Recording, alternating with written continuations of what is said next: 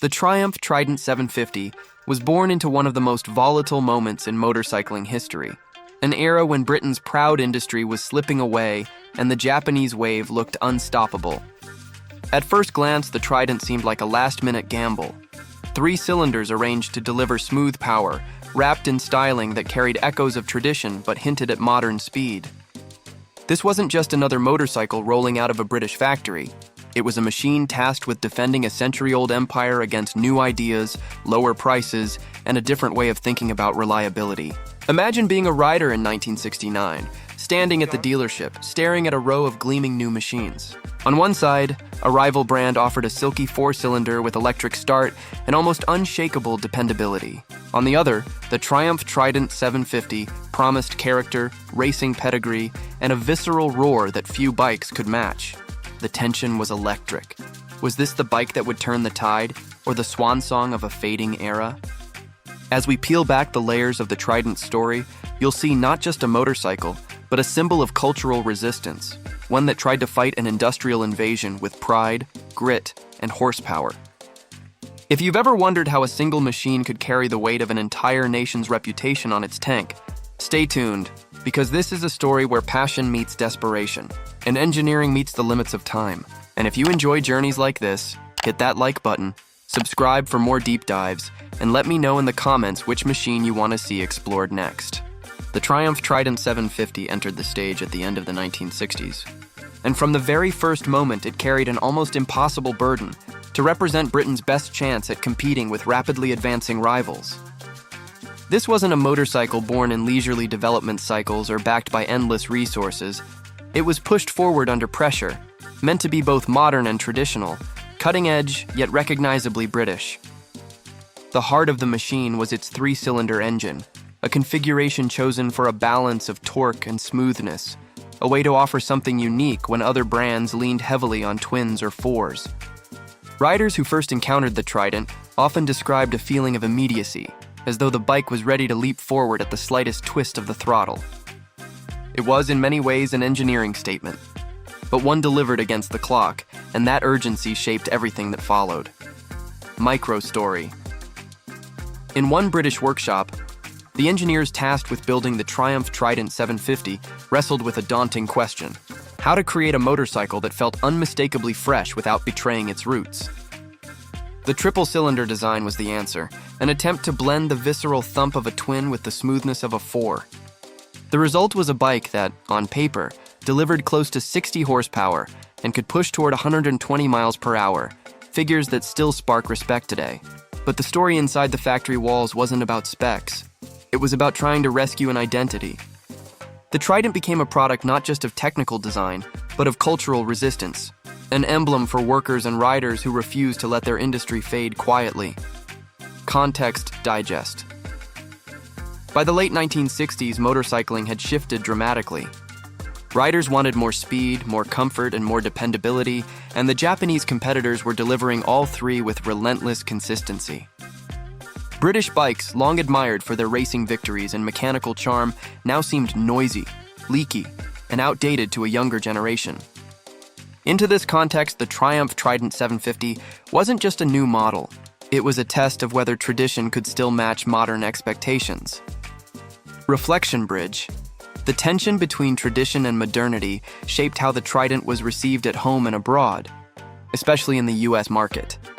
Micro story. Picture an American rider walking into a dealership in 1970, looking for their first big motorcycle.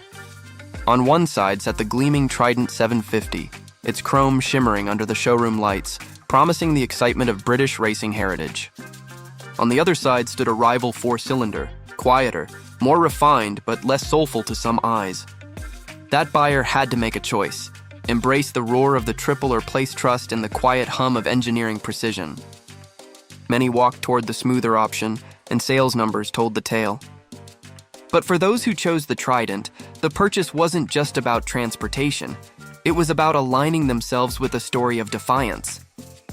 Context digest. Inside Triumph. The launch of the Trident was both triumphant and bittersweet. The motorcycle delivered what engineers had promised: speed, handling, and a distinctive feel. Yet distribution problems, limited marketing budgets, and an image of being behind the times dragged on its reception. Riders heard whispers of unreliability, even when much of that perception was exaggerated, and perception in the motorcycle world often mattered more than reality. Dealers who carried both British and Japanese bikes often reported customers admiring the Trident, but signing contracts for its rival. That tension between admiration and rejection defined much of its commercial life. Micro story. Racing offered the Trident one of its most powerful stages. On track, the triple showed it could dominate, with its torque and high-speed stability earning trophies and headlines. For a brief window, the bike was not just competitive, but fearsome, showing the world that British engineering could still produce champions. Crowds cheered, newspapers ran stories, and the machine's legend grew. Yet even in victory, questions remained. Could racing glory truly translate into showroom sales? That disconnect became one of the defining struggles of the Trident's life, one that made it both celebrated and tragic. Reflection bridge. This struggle between perception and performance is where the Trident's tail grows sharper, because its destiny wasn't decided on the track, but in the showrooms. Context digest. The US market was the battleground where Triumph hoped the Trident would shine brightest. With its booming highway culture, long stretches of open road, and appetite for big displacement machines, America was exactly the place for a 750 triple. Advertising tried to tap into this, highlighting speed and character. But against sleek rivals that offered electric starters, less maintenance, and broader dealer networks, the Trident faced an uphill battle. Its appeal was powerful but narrow, ideal for riders who wanted character over convenience, grit over polish. For a mass market that was shifting quickly, those qualities weren't enough to secure dominance. This reality pushes us into the next part of the story, where the Trident's internal strengths and external weaknesses would collide with the larger changes sweeping through the industry. The Triumph Trident 750 carried forward into the early 1970s with the weight of an entire industry on its frame, and the deeper its story went, the more complex the picture became. For every enthusiast who celebrated its character and power, there were buyers who turned away, swayed by machines that seemed easier to live with. The Trident was never just about horsepower, it was about pride, legacy, and the sense that British motorcycles still belonged at the top. Yet with every passing year, the competition refined their models, expanded dealer support, and introduced features that the Trident could not match without radical redesigns. This wasn't simply a case of one bike versus another. It was a collision of philosophies, and the Trident was caught in the middle. Micro story. Consider a rider in Southern California in 1972, someone who wanted both performance and long-distance comfort. The Triumph Trident 750 promised speed and handling, but it demanded a relationship, more attention to maintenance, more willingness to accept quirks. Meanwhile, other machines offered a push-button start and smoothness that felt futuristic. That rider's decision was less about horsepower numbers and more about lifestyle, whether to live with a charismatic but high-maintenance partner or choose a calmer, more predictable companion. Stories like this repeated across America, and in aggregate, they shaped the fate of the Trident more than any race result ever could. Context digest. The development of the Trident had been constrained from the start. The British industry struggled with limited investment, fragmented management, and an inability to adapt quickly to global trends. While competitors poured resources into research and streamlined production, Triumph found itself patching old processes and stretching budgets. The Trident was in many ways a miracle it existed at all. But that miracle came with compromises. Styling that looked dated on arrival, production bottlenecks, and a lack of polish in the details that mass market buyers noticed immediately. The motorcycle world was changing too quickly for half measures, and the Trident became an emblem of that reality. Reflection bridge. Still, the very flaws that limited the Trident's commercial reach became part of its mystique, attracting a devoted community who valued passion over perfection. Microstory. At races and rallies, owners of the Triumph Trident 750 spoke of their bikes with a sense of defiance. To them, the triple's mechanical growl wasn't noise, it was voice, the sound of resistance against homogeneity. They rode long distances, tinkered constantly, and built communities around keeping the machines alive. The Trident wasn't just transport, it was identity, and that identity mattered more than convenience. When rival owners boasted about smoothness or reliability, Trident riders countered with stories of character, of machines that felt alive under them. This cultural divide turned the Trident from a commercial underdog into a cult hero, its reputation secured not by numbers but by the loyalty it inspired. Context digest. Racing continued to play a critical role in sustaining that loyalty. On the track, the Trident proved its potential, securing victories that showed the triple could still stand tall against anything. These wins extended the motorcycle's relevance and gave owners something to point toward with pride. But the disconnect between racetrack glory and showroom reality only grew wider. For the general public, reliability and convenience mattered more than trophies. This gap revealed a truth that hurt British manufacturers deeply. Engineering brilliance alone could no longer save them if the consumer experience lagged behind. And the Trident, despite its brilliance, suffered most from that truth. Micro story. By 1974, the Triumph Trident 750 had become both a beacon and a warning. It was a beacon because it showed that Britain could still produce exhilarating motorcycles. A warning because it revealed how unsustainable the old ways had become. Enthusiasts praised its torque, its speed, and the way it carved through corners. But magazines compared it side by side with smoother, cheaper alternatives, and most readers understood the implications. The Trident had heart, but it lacked momentum. Its story was becoming less about victory and more about survival. Reflection bridge.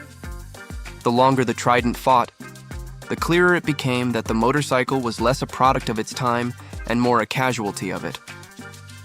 Context digest. In the US, sales of the Triumph Trident 750 never reached the levels its creators had hoped for. Dealerships found it hard to compete against rivals with deeper networks and better marketing. Maintenance concerns and limited parts availability further pushed mainstream riders away. Yet among collectors and die-hard enthusiasts, the Trident began to take on a new value. Not as a practical daily machine, but as a symbol of a different kind of motorcycling spirit. Its limited production and distinctive triple-cylinder design gave it an aura of rarity, one that continues to resonate in the vintage scene today. This dual identity, commercial struggle, cultural triumph, sets the stage for the final chapter, where we confront what the Trident ultimately meant for motorcycling history. The Triumph Trident 750 entered its later years with a reputation both formidable and fragile, and by then its fate was sealed. What began as Britain's bold attempt to stave off a rising tide had become a case study in how even strong engineering can be undone by timing and circumstance. The Trident was fast, thrilling, and distinct, but the world was no longer waiting for British bikes to catch up.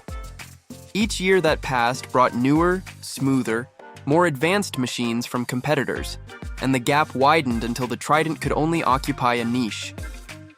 To understand its place now, we have to see it not as a failed motorcycle, but as a symbol of transition.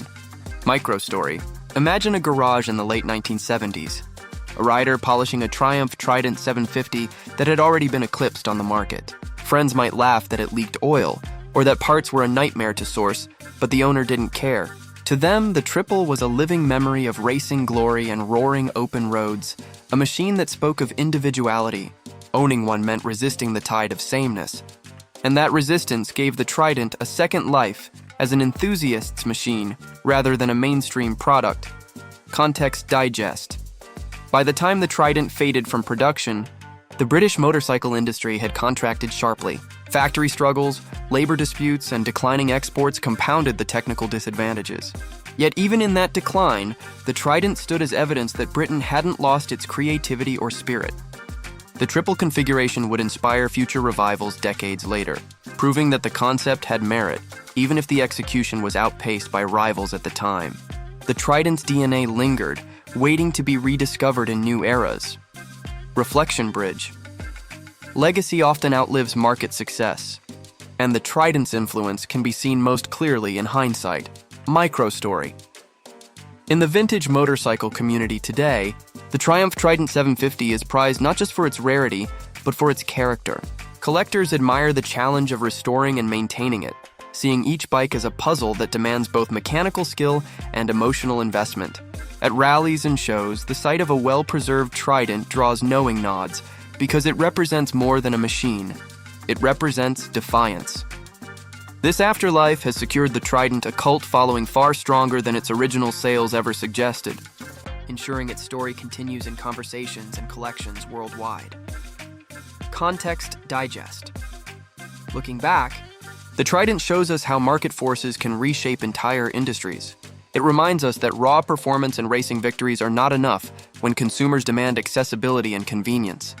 The Trident's fall was not about a lack of power, but about a mismatch between what it offered and what the mass market wanted. That gap defined the 1970s and reshaped motorcycling permanently.